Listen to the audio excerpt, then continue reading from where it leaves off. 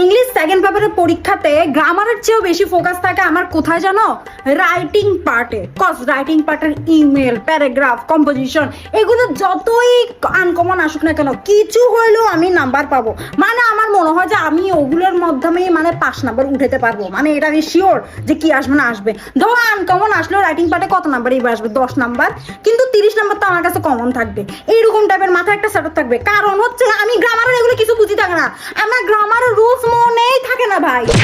Preposition, tag question এই দুটা জিনিস ছাড়া আমি আর কোনো কিছুতে কনফার্ম করে বলতে পারবো না যে আমার এটা হবেই হবে। আমার এটা জানি যেভাবে ভাই কোশ্চেন ঘুরায় গ্রামারে, যেন মনে হচ্ছে আমরা বিদ্যাসাগর চলে আসছি, ইংলিশ গ্রামার নিয়ে পিএইচডি করে ফেলছি বা ওরা পিএইচডি করে ফেলছে, এরকম নিয়মে তারা শুধু কোশ্চেন করবে। আমি কিছু বুঝলাম না, চেঞ্জিং সেন্টেন্স কেন আমি চেঞ্জ করব? সেন্টেন্স তো সেন্টেন্স থাক না তার জায়গায়, সে সিম্পল সেন্টেন্স থাক, কমপ্লেক্স সেন্টেন্স থাক, কম্পাউন্ড সেন্টেন্স থাক, ভয়েসের জায়গায় ভয়েস থাক। কেন আমি এগুলো চেঞ্জ করবো ভাই? কেন আমাকে এত প্যারা দেয়? সিম্পল থেকে কমপ্লেক্স করো, কমপ্লেক্স থেকে কম্পাউন্ড করো, এই থেকে এটা করো, ওটা থেকে ওটা করো। কেন এতগুলো রুলস মনে রাখা কি এটা কি এখানের কাজ? আমার ভাই রুলস মনে থাকে না ভাই।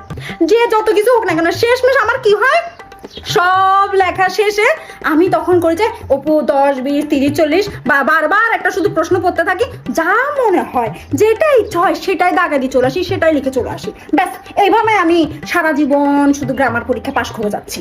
আমার আর কোনো ভরসা না, আমার শুধু ভরসা ওই রাইটিং পার্টি। ঠিক আছে, এমন না যে আমি ইংলিশ পারি না, ইংলিশ একদম না পারলে আমি রাইটিং পার্ট পারতাম না। ঠিক আছে, ইংলিশ পারা আর গ্রামার পারার মধ্যে অনেক পার্থক্য আছে। আমি গ্রামারের রুলস মনে রাখতে পারি না, আবার স্পেশালি সেসব রুলস যেসব রুলসের মধ্যে তোমাদের আবার নিজস্ব রুলসও আছে, এটা থেকে এটা আসবে, এটা হলে এটা আসবে, এটা থেকে ঘুরে আসবে, ঘুরায় ফেসায় ঘুরায়, এই ধরনের রুলস আমার দ্বারা সম্ভব না।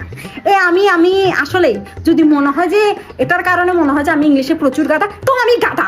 ঠিক আছে, আমি ইংলিশে গাধা, এইভাবে আমি পাস করে আসছি, এইভাবে পাস করে যাবো। আমি ইংলিশে গাধা। ব্যাস, আমি এটা প্রাউডলি বলতেছি, আমি ইংলিশ গ্রামারে গাধা। ওকে।